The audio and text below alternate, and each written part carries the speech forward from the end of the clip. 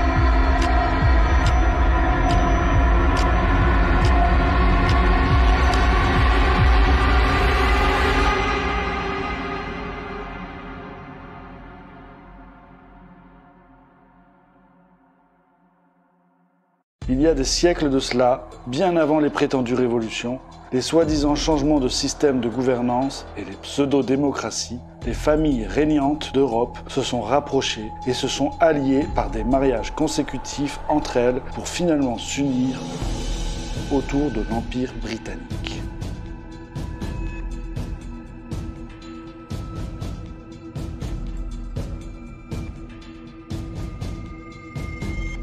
Nous voyons là le roi George V, avec sa petite-fille, l'actuelle reine Élisabeth II.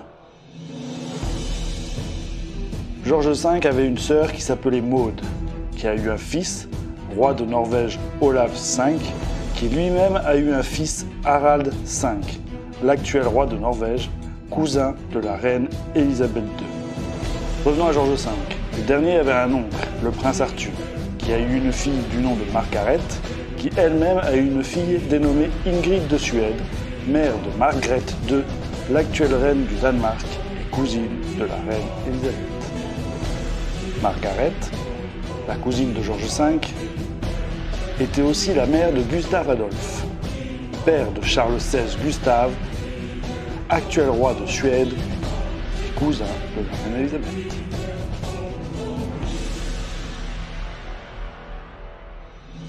George V avait également une tante, la princesse Béatrice, mère de Victoria Eugénie, elle-même mère de Juan de Bourbon, qui était le père de Juan Carlos, ancien roi d'Espagne, cousin d'Élisabeth II et père de Felipe VI, l'actuel roi d'Espagne. Comme on l'a vu précédemment, George V avait un cousin germain, le tsar Nicolas II de Russie. Leur mère était sœur. Alexandra était la mère de George V et sa sœur Maria, la mère de Nicolas II. George V a eu plusieurs fils. George VI, qui était le père d'Élisabeth II, mais également Georges de Kent, oncle d'Élisabeth II, et père du prince Édouard de Kent. Attardons-nous un peu sur ce dernier.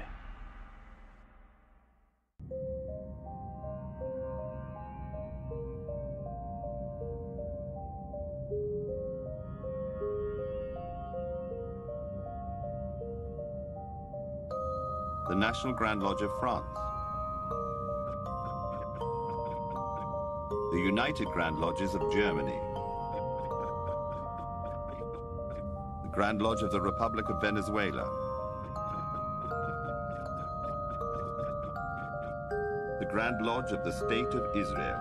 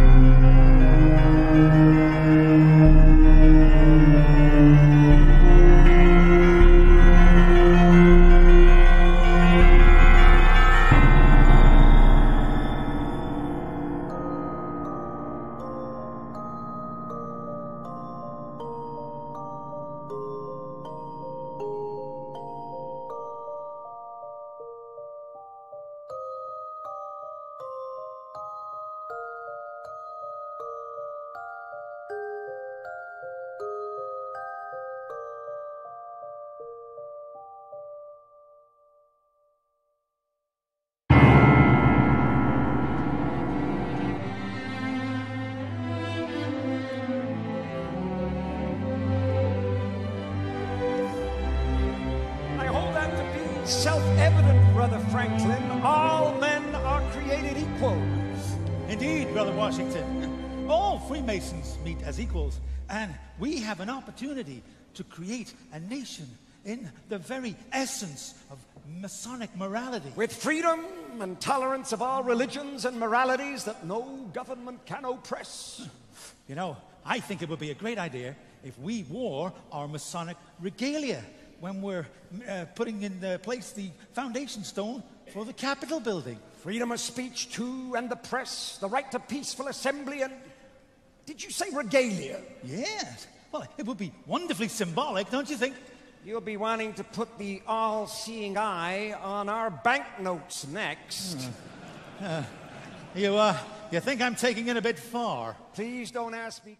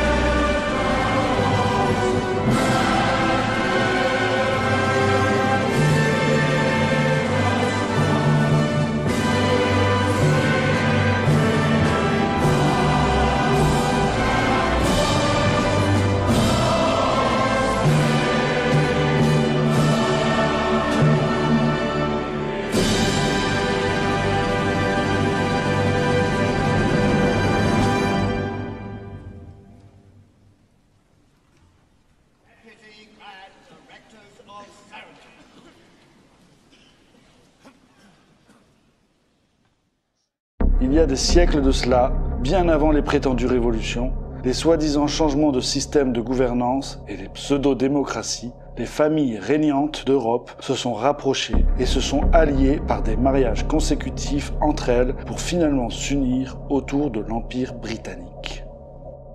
Ces familles ont compris qu'afin de ne pas perdre leur pouvoir, elles devaient s'unir et manœuvrer subtilement auprès des peuples qui ne sont pour elles que des sujets. Face au peuple, elles se devaient de n'être qu'une force unique, former un seul groupe dans le monde entier. Elles ont compris que pour régner continuellement, elles devaient manipuler les gens, former et utiliser divers et multiples modèles de gouvernement, des tas de partis opposés, de dirigeants. En gros, des fusibles parfaitement remplaçables qui sauteraient à leur place et qu'elles pourraient changer au gré des périodes et des besoins. Elles l'ont donc fait. Elles ont compris qu'elles devaient contrôler non seulement la majorité, mais également une minorité plus proche qu'elles avaient besoin de persuader et de conquérir, qui serait plus ou moins au courant de cette vérité, des secrets, leurs gens. Ils ont alors mis en place cette fraude de franc-maçonnerie, des gens qui se penseront frères et chevaliers, qui croiront à travers leur activité œuvrer pour le bien. Ces familles ont compris que pour réussir à parvenir à leur fin, elles devaient procéder de manière méthodique, mathématique, scientifique face aux masses, et devaient rester extrêmement bons et crédibles face à leur minorité. Pour les peuples, les masses, elles devaient utiliser des leurs, les fraudes des États, les élections, la pseudo-démocratie, les dictatures, les guerres, les coups d'État, les révolutions, etc., etc. Pour leurs gens, les francs-maçons, elles devaient donner l'illusion d'une démarche vers un monde meilleur et équitable pour tous, faire dans l'humanisme en surdose à coups d'associations et de fondations à volonté. Ainsi, en pratiquant la bienfaisance à grande échelle, jamais leurs gens ne questionneraient ces bienfaiteurs soi-disant désintéressés.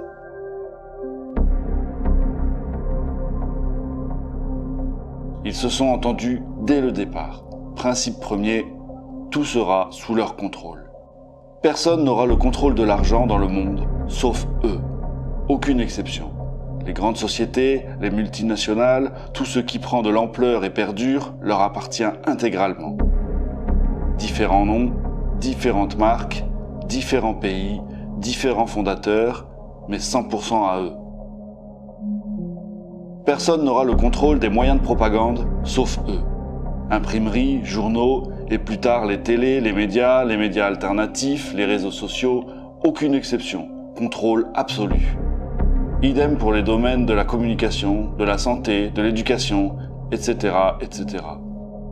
Ils utilisent différents noms, jouant la concurrence, les pseudo-guerres commerciales, les procès pour rester extrêmement crédibles, comme Google et Yahoo, Microsoft et Apple, ou encore Coca-Cola et Pepsi. Tout leur appartient, aucune exception, c'est le principe premier. Bien ficelés et bien dirigés de manière méthodique, scientifique, les gens pensent vivre dans un monde divisé par des États, par des régimes plus ou moins démocratiques, alors qu'un seul groupe dirige et décide de quels gens de quel pays doivent bien vivre, de quels gens de quel pays doivent travailler plus, ou encore de quels gens de quel pays doivent souffrir économiquement. Les gens qui doivent dans tous les cas vivre de convenablement à extrêmement bien, pour ne pas aller les questionner, seront la minorité que contrôlent méthodiquement les gens qui les pensent de toute façon bienfaiteurs de l'humanité, qui se penseront frères et croiront faire le bien. Personne ne parlera, tous étant bien entourés, s'espionnant les uns les autres, et la fraude les espionnant tous grâce à leur technologie, smartphones, bracelets connectés, etc. La politique dans le monde, c'est eux. C'est un des principes premiers. Les partis opposés, les partis extrêmes qui s'insultent les uns les autres, les nouveaux partis selon les tendances, les parlements, les parlementaires. Depuis des siècles déjà, ceux qui trompent les gens sur ce qu'est réellement la franc-maçonnerie, c'est eux. Historiens, écrivains, journalistes, cinéastes, blogueurs, youtubeurs, plus ou moins connus, beaucoup sont francs-maçons, agissant pour la plupart innocemment, étant persuadés de protéger les bienfaiteurs de l'humanité, mais se rendant néanmoins complices de cette fraude mondiale. Le caricatif, ou comment créer des fidèles. Construire une base et fidéliser autour, frontalement, cela était impossible. Ils ont donc imaginé un moyen de s'assurer le soutien et la fidélité d'une minorité autrement que par la simple corruption. À travers leurs tâches quotidiennes, ceux qui feront le bien tous les jours dans des structures mises en place par eux, les penseront bons, les verront fatalement comme des bienfaiteurs désintéressés. Ceux qui les verront installer l'eau et l'électricité dans des villages en Afrique, les penseront bons. Ceux qui les verront moderniser des hôpitaux dans le tiers-monde, les penseront bons. Ceux qui les verront aider des villages pauvres de quelque manière que ce soit, les penseront bons.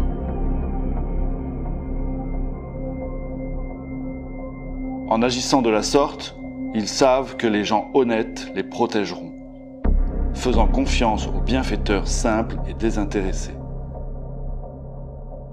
Leurs actes de bienfaisance sont en premier lieu par pur intérêt, pas pour authentiquement aider. L'intérêt premier étant de séduire, plaire et convaincre une minorité d'accepter et de penser que tout ce qu'ils font est donc bon, et ainsi les laisser faire en les protégeant et en restant silencieux. Aider les gens en passant par la charité et la solidarité est une stratégie pour plaire et amadouer qu'ils ont élaborée il y a des siècles. Ce n'est clairement pas une fin en soi. Ils ne cherchent pas le bien-être commun. Leurs actes caricatifs est un calcul, sachant dès le départ que pour acquérir la fidélité des gens, qui les protégeront, pas uniquement pour de l'argent, ils devaient de façon crédible paraître extrêmement bons et charitables. En somme, des humanistes, bienfaiteurs, désintéressés. Ils ont compris qu'ils devaient paraître honnêtes, et donc, ces gens qui ont pillé le monde entier et des générations de gens dans des pays qu'ils qualifiaient de non civilisés, se sont mis à promouvoir et vanter l'esprit chevaleresque, l'honnêteté et la moralité à leurs gens. Il y a donc plus de lutte de pouvoir dans ce monde. Cela a été réglé il y a des siècles déjà. Un seul groupe, un seul, mène le show. Les révolutions, les révolutionnaires soi-disant emprisonnés héros, c'est eux. Le putschiste qui fait un coup d'État, le révélateur qui se cache dans une de leurs ambassades, c'est eux. Partout sur Terre, ce sont les mêmes. Tout est faux, tout est truqué depuis des siècles. Et pour que tout cela reste parfaitement crédible, tout est calculé, préparé des années, des décennies à l'avance, avec de multiples pions présentés au public, rendus plus ou moins célèbres par leurs médias pour des multiples variantes de scénarios, de changements de régime, au besoin.